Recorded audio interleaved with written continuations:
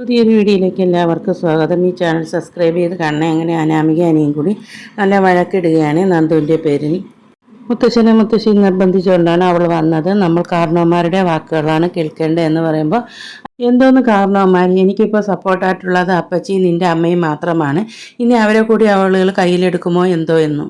നമ്മൾ ഒരു ദിവസം പോലും വഴക്കിടാതെ ഇരുന്നിട്ടില്ലല്ലോ എന്നിങ്ങനെ പറയുമ്പോൾ അനാമിക പറയുകയാണ്, അതിന് നീ എന്നെ ഒരു ദിവസമെങ്കിലും എനിക്ക് സ്നേഹിക്കുന്നുണ്ടെന്ന് തോന്നണം.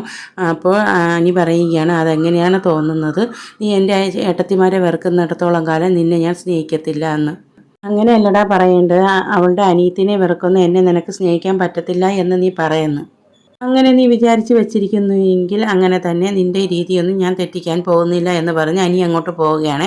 പിന്നീട് ഗോവിന്ദനും കനകയും പോകാൻ നിൽക്കുമ്പോൾ ആദർശൻ അനിയും കൂടി യാത്രയാക്കാൻ വരികയാണ്. ദേവേനിക്കാണെങ്കിൽ ഭയങ്കര ടെൻഷനാണ്. ഇനി ഗോവിന്ദൻ്റെ കൂടെ നയന പോകുമോ, ഇനി അതിന് തടയണമെന്നുള്ള ഉദ്ദേശത്തോടെ ദേവേനി വന്ന് നിൽക്കുകയാണ്. ഈ സമയത്ത് കനകയാണെങ്കിൽ നയനയുടെ അടുത്ത് ചോദിക്കുകയാണ്, എങ്ങനെയുണ്ട് മോളെ എന്ന് ചോദിക്കുമ്പോൾ നയന പറയുകയാണ്, ഇപ്പോൾ കുഴപ്പമില്ല അമ്മയെന്ന്. അപ്പോൾ ഗോവിന്ദൻ പറയുകയാണ്, ആദർശ് മോന് മോളെ കാണാതിരിക്കാൻ പറ്റത്തില്ല, അതുകൊണ്ടാണ് മോളെ ഞങ്ങൾ വീട്ടിലേക്ക് കൊണ്ടുപോകാത്തതെന്ന്. കുറച്ച് ദിവസം മോളെ വീട്ടിൽ കൊണ്ട് നിർത്തിയേനെ എന്നിങ്ങനെ പറയുമ്പോൾ ദേവേനി പറയണേ, അത് വേണ്ട, അത് അച്ഛനും അമ്മയ്ക്കും ആദർശനും ചേട്ടനും ഒക്കെ അത് വിഷമാവും എന്ന്. എന്നിട്ട് ഗോവിന്ദൻ നയനയുടെ അടുത്ത് പറയുകയാണ്, മോൾക്ക് സുഖമില്ലാതെ ആവുകയാണെങ്കിൽ ഞാൻ കനകയെ ഇങ്ങോട്ട് പറഞ്ഞു വിട്ടോളാമെന്ന് ഗോവിന്ദൻ പറയുകയാണ്. അതിനുശേഷം കനകയാണെങ്കിൽ നവ്യയുടെ അടുത്ത് പറയുകയാണ്, മോൾക്ക് ഇഷ്ടമുള്ള ആഹാരങ്ങൾ എന്തെന്ന് പറഞ്ഞാൽ ഞാൻ അച്ഛൻ്റെ അടുത്ത് ഉണ്ടാക്കി കൊടുത്തു വിടാമെന്ന് പറയുമ്പോൾ ദേവയാനി പറയണം, അതൊന്നും വേണ്ട, അതിവിടെ ഉണ്ടാക്കി കൊടുക്കാൻ ആളുകളുണ്ട് എന്ന് പറഞ്ഞതേ ഉള്ളൂ എന്ന്. അതിനുശേഷം ആദർശാണ് നയനയുടെ അടുത്ത് ചോദിക്കുകയാണ്, നിനക്ക് നിൻ്റെ വീട്ടിലേക്ക് പോകാൻ താല്പര്യമുണ്ടെങ്കിൽ പൊയ്ക്കോന്ന്. അപ്പോൾ ദേവേനി തടയൊക്കെ ചെയ്യുകയാണ്. അപ്പോൾ നയന പറയണം, ഇല്ല ഞാൻ പോകുന്നില്ല, ഞാൻ ഇവിടെ നിൽക്കാമെന്ന് പറയുകയാണ്. അതിനുശേഷം അവർ യാത്ര പറഞ്ഞ് കനകയും ഗോവിന്ദനും നന്ദും എല്ലാം പോവുകയാണ്. അതിനുശേഷം ദേവേനെ ആദർശിൻ്റെ അടുത്ത് പറയുകയാണ്, ഇനിയിപ്പോൾ അവളുടെ വീട്ടിലേക്കൊന്നും പറഞ്ഞയക്കേണ്ട, അത് മുത്തശ്ശനും മുത്തശ്ശിക്കൊക്കെ ഭയങ്കര വിഷമമാകും, എനിക്കും അത് ഭയങ്കര വിഷമമല്ലേ എന്നിങ്ങനെ ദേവയാനി പറയുന്നെങ്കിലും ദേവയാനിക്കാണ് ശരിക്കും വിഷമം. ദേവയാനി അത് പുറത്ത് കാണിക്കാതെയാണ് ആദർശിൻ്റെ അടുത്ത് ഇങ്ങനെ പറയുന്ന, അവളെ വീട്ടിലേക്ക് വിടണ്ട എന്ന്. എന്നിട്ട് ദേവേനി അവിടെ നിന്ന് പോവുകയാണ്. പോകുമ്പോൾ ആദർശം അങ്ങനെ തന്നെ അമ്മ ഞാൻ അവളെ വിടത്തില്ല എന്നുള്ള രീതിയിൽ സമ്മതിക്കുന്നുണ്ട്. അത് കഴിഞ്ഞതിന് ശേഷം മുത്തശ്ശനെയും മുത്തശ്ശിയാണ് കാണിക്കുന്നത്.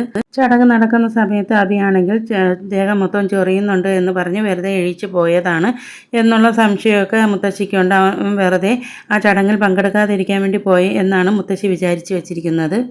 അഭിയാണെങ്കിൽ ഒരുമാതിരി ഡാൻസ് കളിക്കുന്ന രീതിയിലൊക്കെയാണ് കാണിച്ചത്. അവൻ പരിപാടി അലമ്പാനുള്ള രീതിയാണ് അവൻ അവിടെ പ്രവർത്തിച്ചത് എന്ന്. രീതികളൊക്കെ കണ്ടപ്പോൾ എനിക്ക് അങ്ങനെയാണ് തോന്നിയത് എന്ന്. അപ്പോൾ മുത്തശ്ശനും പറയുകയാണ് അത് ശരിയാണ് എന്ന്. എന്നിട്ട് മുത്തശ്ശി പറയുകയാണ്, ഇനി ദേഹത്ത് വല്ല തടുപ്പോ വല്ലതോ ഉണ്ടോയെന്ന് നോക്കണമെന്ന്. അതിനുശേഷം മുത്തശ്ശൻ പറയുകയാണ്, ഇനി നവ്യയുടെ അമ്മായിയമ്മ ജ്യൂസിൽ വല്ലതും കലത്തിയിട്ടുണ്ടോ എന്ന് നോക്കണമെന്ന്.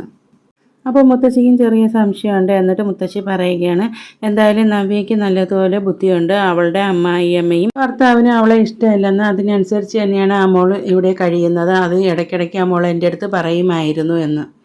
തുടക്കത്തിൽ അവൾ ഭയങ്കര പ്രശ്നക്കാരിയായിരുന്നെങ്കിൽ ഇപ്പോൾ നമ്മുടെ വീട്ടിലെ സാഹചര്യം അനുസരിച്ചാണ് ആ മോൾ ഇപ്പോൾ ജീവിക്കുന്നതെന്ന്. അതിൻ്റെ കാര്യം വലിയ കഷ്ടമാണ്. അതിനുശേഷം മുത്തശ്ശനും മുത്തശ്ശിയും വീട്ടിലെ ഓരോരോ പ്രശ്നങ്ങളെക്കുറിച്ചാണ് സംസാരിക്കുന്നത്.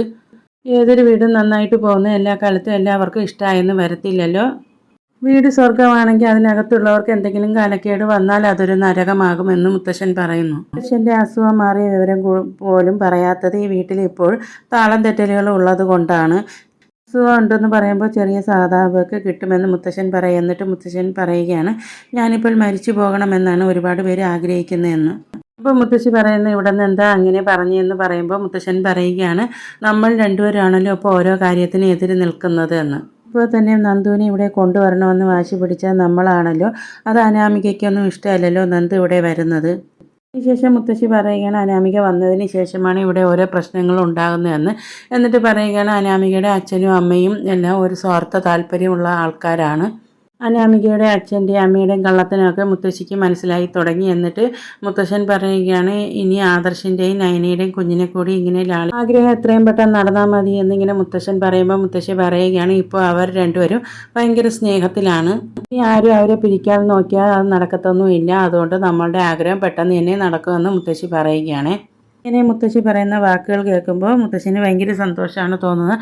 എത്രയും പെട്ടെന്ന് ആദർശിൻ്റെ കുഞ്ഞിനെ കാണാമെന്നുള്ള ആഗ്രഹത്തോടെയാണ്. അതിനുശേഷം ദേവയാനിയാണ് കാണിക്കുന്നത്. ദേവയാനിയാണെങ്കിൽ നയന എടുത്തു കൊടുത്ത സാരിയൊക്കെ നോക്കിക്കൊണ്ട് അങ്ങനെ സന്തോഷത്തിലിരിക്കുകയാണ്. അതിനുശേഷം ജലജയും ജാനകിയും കൂടി വരികയാണ്. വരുമ്പോൾ ദേവയാനി സാരി നോക്കിയിരിക്കുന്നതാണ് കാണുന്നത്. അപ്പോൾ ദേവയാനി പറയുകയാണ്, എല്ലാവരും ഈ സാരി എനിക്ക് നല്ലോണം ചേരുന്നുണ്ടെന്ന് പറഞ്ഞു എന്ന്. അതിനുശേഷം ജാനകി പറയുകയാണ്, ഏട്ടത്തിയുടെ ഓപ്പറേഷൻ കഴിഞ്ഞതിന് ശേഷം ഏട്ടത്തി സാരിയും ഭംഗിയൊക്കെ ഇങ്ങനെ ആസ്വദിക്കാൻ തുടങ്ങിയല്ലോ എന്ന്.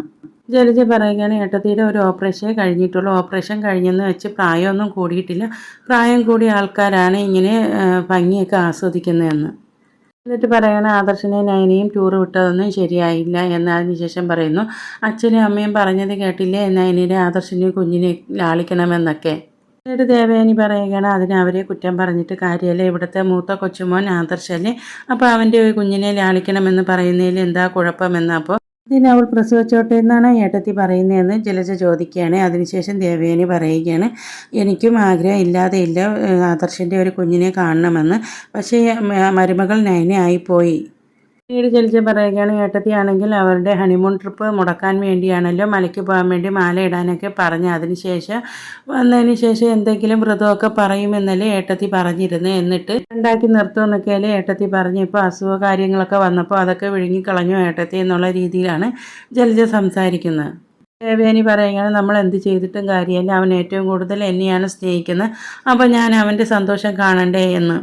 എൻ്റെ മകൻ എന്നെ പൊന്നുപോലെ നോക്കുന്നുണ്ട്, അപ്പോൾ ഞാൻ അവൻ്റെ സന്തോഷം കാണാതെ പോയാലോ എന്ന്. വീട്ടിലെ ആണുങ്ങളാണെങ്കിൽ അവൾക്ക് സപ്പോർട്ടാണ്, പിന്നെ ഞാൻ എന്ത് ചെയ്തിട്ട് ഇവിടെ കാര്യമില്ലല്ലോ എന്ന്. എന്ത് ചെയ്താലും ഭരിക്കുന്നില്ല എന്നുള്ള രീതിയിലാക്കിയാണ് ദേവയാനി അവരുടെ അടുത്ത് സംസാരിക്കുന്നത്. ഇത് കേൾക്കുമ്പോൾ ജലജയ്ക്കും ജാനകിക്കും ഭയങ്കര ദേഷ്യമാണ്. ശേഷം ജാനകി പറയുകയാണ്, ഒരു അസുഖം വന്നെന്ന് പറഞ്ഞ് ഏട്ടത്തി ഇങ്ങനെയൊന്നും മാറേണ്ട ആവശ്യമില്ല എന്ന്. എന്നിട്ട് ജലജ പറയുകയാണ്, ഏട്ടത്തി ഇത്രയും അധികം മാറുമെന്ന് ഞങ്ങൾ വിചാരിച്ചിട്ടില്ല എന്ന്. ദേവയാനി പറയുകയാണ്, ഞാനൊരു വലിയ അസുഖം മാറിയാണ് ഇങ്ങോട്ട് തിരിച്ചു വന്നത്, അപ്പോൾ അതനുസരിച്ച് എല്ലാവരെയും മനസ്സിലാക്കുകയും സ്നേഹിക്കുകയാണ് ചെയ്യേണ്ടതെന്ന്. നിങ്ങളടുത്ത് നേരത്തെയും പറഞ്ഞ ഈ കാര്യങ്ങളാണല്ലോ എന്ന്. അപ്പോൾ ജാനകിക്കും ജലജയ്ക്കും മനസ്സിലാവുന്നു, ഇനി ദേവയാനിയുടെ അടുത്ത് ഒരു കാര്യവും പറഞ്ഞിട്ട് കാര്യമില്ല എന്ന്. ജാനകിയും കൂടി പോവുകയാണ്. അതിനുശേഷമാണ് അഭിയാണെങ്കിൽ റൂമിലിരുന്ന് ഭയങ്കര ചൊറിച്ചിലാണ്, ചൊറിഞ്ഞിരിക്കുകയാണ്. അപ്പോഴാണെങ്കിൽ ജലജ വന്നിട്ട് ചോദിക്കുകയാണ്, ഞാൻ തന്ന ഓയിൽമെൻറ്റ് നീ പുരട്ടിയില്ലേ എന്ന്. എന്നിട്ടും ഭയങ്കര ചൊറിച്ചിൽ തന്നെയാണ്. അപ്പോൾ ജലജയുടെ അടുത്ത് അഭി പറയുകയാണ്, എന്നാലും ഈ ഒരു ചതി എൻ്റെ അടുത്ത് വേണ്ടായിരുന്നു എന്ന്. അവൾക്ക് കൊടുക്കാൻ വെച്ചിരുന്ന ജ്യൂസല്ലേ, നീ എന്തിനാ അത് വാങ്ങി കുടിച്ചതെന്ന് ദേഷ്യത്തിൽ ജലജ അഭിയോട് ചൂടാവുകയാണ്. അനാമികയും ജാനകിയും ഞാനും കൂടി ചേർന്ന് ഈ പരിപാടി അലമ്പാൻ വേണ്ടി ചെയ്തതാണ്, അതിപ്പോൾ ഇങ്ങനെ ആയി പോയാൽ എന്ത് ചെയ്യാനാണ്. നേരത്തെ ഉണ്ടായ അനുഭവം നിനക്കറിയാമല്ലോ, നവ്യയുടെ വയറ്റിലെ കുഞ്ഞിനെ കളയാൻ വേണ്ടിയാണല്ലോ അനാമികയും അമ്മയും കൂടി പാലിൽ വിഷം കലർത്തിയത്. അന്നാണെങ്കിൽ മറ്റൊരുത്തി എടുത്ത് കുടിച്ച് അവൾമാർക്ക് എന്തായാലും നല്ല ഭാഗ്യമാണ് എന്നിങ്ങനെയൊക്കെ പറയുന്നത് നവ്യയാണെങ്കിൽ പുറത്തു നിന്നെല്ലാം കേട്ടോണ്ട് നിൽക്കുകയാണ്.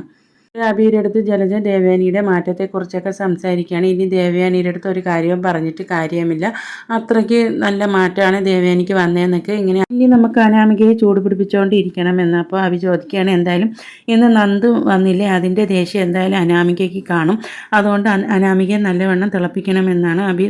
ഇനി അനാമികയുടെ വീട്ടുകാരെ എന്തെങ്കിലുമൊക്കെ ചെയ്തോളാം, അപ്പോൾ നമ്മുടെ ശത്രുക്കൾ തല്ലിപ്പിരിയുന്നത് കണ്ട് നമുക്ക് സന്തോഷിക്കാമെന്ന്. മാറി നിന്ന് ഇതെല്ലാം കാണുവാനാണ് അമ്മയുടെ മോൻ്റെ ആഗ്രഹം എന്ന് നവ്യ ഇതെല്ലാം മനസ്സിലാക്കുന്ന നവ്യ ഇതെല്ലാം കേട്ടോണ്ട് നിന്നിട്ട് നേരെ നവ്യ പോകുന്ന അനാമികയുടെ റൂമിലേക്കാണ്. റൂമിലേക്ക് പോകുമ്പോൾ അനാമിക ഫോണിൽ എന്തോന്നോ നോക്കിക്കൊണ്ടിരിക്കുകയാണ്. എന്നിട്ട് നവ്യ ആണെങ്കിൽ റൂമിലേക്ക് ചെന്നിട്ട് എടി എന്ന് വിളിക്കുകയാണ്. എന്നിട്ട് ചോദിക്കുകയാണ്, നിനക്ക് എൻ്റെ അനിയത്തി ഇവിടെ വന്നത് ഒട്ടും ഇഷ്ടപ്പെട്ടില്ല ലേഡി എന്ന്. എനിക്ക് ഒട്ടും ഇഷ്ടപ്പെട്ടില്ല എന്ന് അനാമിക അങ്ങ് തിരിച്ച് പറയുകയാണ്. അതിനുശേഷം നവ്യ ആണെങ്കിൽ ജ്യൂസിലൊക്കെ കലർത്തിയ കാര്യങ്ങളൊക്കെ ഇങ്ങനെ സംസാരിക്കുകയാണ്. ഈ നിൻ്റെ അമ്മായിയമ്മയും എൻ്റെ അമ്മായിയമ്മയും കൂടി ചേർത്ത് ജ്യൂസിൽ എന്തോ കലർത്തിയല്ലേ പരിപാടി അലമ്പാൻ വേണ്ടിയിട്ട്, അതുകൊണ്ട് തന്നെ എനിക്ക് മനസ്സിലായി ഞാൻ തന്നെ അത് അബിക്ക് കൊടുത്തതാണ് ആ ജ്യൂസെന്ന്. ഇപ്പോൾ അബി കിടന്ന് പുളയുന്നത് കാണുന്നില്ല, അതുപോലെ ഞാൻ കിടന്ന് പുളയണ കാണാൻ വേണ്ടിയല്ലേ നീ ഇങ്ങനെ ചെയ്തതെന്ന് പറഞ്ഞ് അനാമികയ്ക്ക് നല്ല വൃത്തി അടി കൊടുക്കുകയാണ് നവ്യ. അതിനുശേഷം അനാമികയാണെങ്കിൽ പറയുന്നു, ഒന്നുകിൽ നീ ഒന്നുകിൽ ഞാൻ, ഇവിടെ രണ്ടുപേരിൽ ആരെങ്കിലും ഒരാൾ മതി എന്ന് പറഞ്ഞ് എല്ലാവരും അടുത്ത് ഞാൻ പോയി കാര്യം പറയുമെന്ന് പറഞ്ഞ് അനാമിക അവിടെ നിന്ന് പോവുകയാണ്.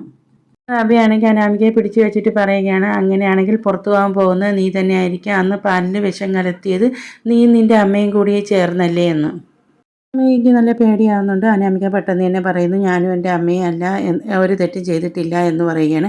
അപ്പോൾ നവ്യ പറയാണ്, നിനക്ക് അത്രയ്ക്ക് ഉറപ്പുണ്ടെങ്കിൽ നീ പോലീസിന് കേസ് കൊടുക്കുക എന്ന്, എന്നിട്ട് അവർ വന്ന് തെളിയിക്കട്ടെ ആരാന്ന്. ജോലിക്കാർക്ക് പോലീസ് വീട്ടിൽ കയറുന്നത് ഇഷ്ടമില്ലാത്തത് കൊണ്ടാണ് അതങ്ങ് തെളിയിക്കാതെ പോയത്. സത്യമല്ല എന്തായാലും അറിഞ്ഞ സ്ഥിതിക്ക് ഇതെന്തായാലും തെളിയിച്ചിട്ട് തന്നെ ബാക്കി കാര്യമെന്ന് നവ്യ പറയുന്നു. എന്തായാലും കേസാക്കും, അത് പോലീസ് തെളിയിക്കട്ടെ എന്ന്. അപ്പോൾ അനാമികയാണെങ്കിൽ അത് ചെയ്തു ഒന്നും സമ്മതിക്കുന്നുമില്ല. അതിനുശേഷം അനാമിക പറയുകയാണ് നീയും നിന്റെ വീട്ടുകാർ എന്നെ പുറത്താക്കാൻ വേണ്ടി ഓരോ കള്ളക്കഥ മെനയുകയാണ് എന്ന്. അത്രയ്ക്ക് നിനക്ക് ഉറപ്പാണെങ്കിൽ അത് പോലീസ് വന്ന് തെളിയിക്കട്ടെ എന്ന് നവ്യ പറയുകയാണ്. അതിനുശേഷം നവ്യ പറയുകയാണ് എല്ലാം അറിയേണ്ടതെല്ലാം ഞാൻ അറിഞ്ഞു കഴിഞ്ഞുവെന്ന്. അമ്മായിയമ്മ എൻ്റെ ഭർത്താവിൻ്റെ വായിൽ നിന്ന് തന്നെ ഞാൻ എല്ലാം കേട്ടിട്ടുണ്ട് എന്ന് പറയുമ്പോൾ അനാമികയ്ക്ക് ചെറിയ പേടിയൊക്കെ ആവുകയാണ്. എന്നിട്ട് നവ്യ പറയുകയാണ് ഞാൻ നിന്നെ അടിച്ച കാര്യം ഇവിടെ ആരുടെടുത്തെങ്കിലും പറയുകയാണെങ്കിൽ പല സത്യങ്ങളും എനിക്കിവിടെ പറയേണ്ടി വരുമെന്ന്. പറയുകയാണ് ഈ വീട്ടിലേക്ക് വന്നപ്പോൾ എൻ്റെ സ്വഭാവമൊന്നും അത്രയ്ക്ക് നല്ലതായിരുന്നില്ല. ഞാനും എൻ്റെ അനിയത്തിയും നേരായ മാർഗത്തിൽ കൂടിയല്ല ഈ വീട്ടിലേക്ക് വന്നത് എന്ന്. പക്ഷേ ഞാൻ മാറിയത് ഈ വീട്ടുകാരുടെ നന്മ കണ്ടിട്ടാണ് എന്ന്. നവ്യ പറയുകയാണ് എനിക്കിപ്പോൾ മനസ്സിലായി നീയും നേരായ മാർഗത്തിൽ കൂടിയല്ല ഈ വീട്ടിലേക്ക് കയറി വന്നതെന്ന്. എന്തായാലും ഈ വീട്ടിൽ വന്ന സ്ഥിതിക്ക് മര്യാദയ്ക്ക് അടങ്ങി ഒതുങ്ങി ജീവിച്ചോളണം എന്ന്. നവ്യ പറയുകയാണ് അച്ഛൻ മോൾക്ക് സ്ഥലം വാങ്ങിച്ചു കൊടുത്തു, കാറ് വാങ്ങിച്ചു കൊടുത്തു, സ്വർണം കൊടുത്തു, കണ്ണായ സ്ഥലത്ത് ഭൂമി വാങ്ങിച്ചു കൊടുത്തു. ഇതിലൊക്കെ എന്തോ ചതിയുണ്ടെന്ന് എനിക്ക് നല്ല ഉറപ്പുണ്ടെന്ന്. ഇതിൻ്റെ സത്യാവസ്ഥ ധരിക്കുമെന്ന് ഞാൻ അതിൻ്റെ ബാക്കിലേക്ക് പോകുന്നില്ല എന്ന് നവ്യ പറയുകയാണ്. അതിനുശേഷം നവ്യ പറയണം നിനക്ക് അത്രയ്ക്ക് എന്നെക്കുറിച്ച് പരാതി ഉണ്ടെങ്കിൽ നീ മുത്തശ്ശനും മുത്തശ്ശിയുടെ അടുത്തും പോയി പരാതി കൊടുക്ക്, എന്നിട്ട് അവരെന്നെ പുറത്താക്കട്ടെ എന്ന്. എന്നെ പുറത്താക്കുകയാണെങ്കിൽ ഞാൻ അന്തസ്സായിട്ട് തന്നെ എൻ്റെ വീട്ടിലേക്ക് തിരിച്ചു പോയി എൻ്റെ വയറ്റിൽ കിടക്കുന്ന കുഞ്ഞിനെ എനിക്ക് സംരക്ഷിക്കാൻ പറ്റിയില്ലെങ്കിൽ പിന്നെ ഇവിടെ നിന്നിട്ട് കാര്യമല്ലല്ലോ, ഞാൻ എൻ്റെ വീട്ടിൽ പോയി അന്തസ്സായിട്ട് നിൽക്കുമെന്നാണ് നവ്യ പറയുന്നത്. ഞാൻ പുറത്തു പോവുകയാണെങ്കിൽ ഒരു കാര്യവും ഞാൻ വിടാൻ ഉദ്ദേശിച്ചിട്ടില്ല, എല്ലാ കാര്യവും ഞാൻ പുറത്ത് പറയുക തന്നെ ചെയ്യും. അമ്മായി തന്ന ആ മാല പോയിട്ടുണ്ടായിരുന്നല്ലോ, ആ കാര്യം അടക്കം ഞാൻ കുത്തിപ്പൊക്കി കൊണ്ടുവരും എന്നാണ് നവ്യ പറയുന്നത്. നീ ഇവിടെ നിന്ന് പുറത്തു പോവുകയാണെങ്കിൽ നിന്റെ നെല്ലിപ്പലക കണ്ടിട്ടേ പുറത്തു പോകത്തുള്ളൂ എന്ന് പറഞ്ഞ് അനാമികയെ പിടിച്ച് സോഫയിലേക്ക് തള്ളിയിട്ടാണ് നവ്യ അവിടെ നിന്ന് പോകുന്നത്. എന്നിട്ട് അനാമിക ഓർക്കുകയാണ് അവൾ എന്നെ തലങ്ങും വിലങ്ങും അടിച്ചിട്ടുണ്ടല്ലോ, ഇവിടെ ആരുടെങ്കിലും ഇതിൻ്റെ പരാതി പറയാൻ പോവുകയാണെങ്കിൽ അവൾ ഒരു വലിയ ബ്രേക്കും ഇല്ലാത്തവളാണല്ലോ, അവൾ വായി തോന്നിയതൊക്കെ ഇനി വിളിച്ച് പറയും എന്ന് അങ്ങനെ മനസ്സിൽ വിചാരിച്ച് അനാമിക ഒന്ന് സമാധാനപ്പെടുകയാണ്. ശേഷം നവ്യയാണെങ്കിൽ അനിയനെ വിളിച്ചുകൊണ്ട് റൂമിലേക്ക് കയറുകയാണ്. കയറിയിട്ട് കഥ കടക്കുകയാണ്, നീ ഇങ്ങോട്ട് വാ എന്ന് പറഞ്ഞ്. എന്നിട്ട് നവ്യയാണെങ്കിൽ നയനയുടെ അടുത്ത് സത്യം പറയുകയാണ് അന്ന് പാലിൽ വിഷം കലർത്തി അനാമികയും അവളുടെ അമ്മയും കൂടിയാണ് എന്ന്. അപ്പോൾ നയന ചോദിക്കുകയാണ് ചേച്ചി ഇതെങ്ങനെയാണ് അറിഞ്ഞു എന്ന്. അത് എൻ്റെ അമ്മയമ്മയും മകനും കൂടി പറയുന്നത് ഞാൻ പുറത്തു നിന്ന് കേട്ടു എന്ന്. ഒളിച്ചു നിന്ന് കേട്ടതാണ് എന്നിങ്ങനെ പറയുകയാണ്. അപ്പോൾ നമ്മളൊക്കെ സംശയിച്ചതുപോലെ തന്നെ അനാമികയും അവളുടെ അമ്മയും കൂടി ചേർന്ന് തന്നെയാണ് പാലിൽ വിഷം കലർത്തി എന്നിങ്ങനെ കേൾക്കുമ്പോൾ നയന നെട്ടലോടെ നിൽക്കുന്ന നയനയും കാണിച്ചാണ് ഇന്നത്തെ എപ്പിസോഡ് അവസാനിക്കുന്നത്.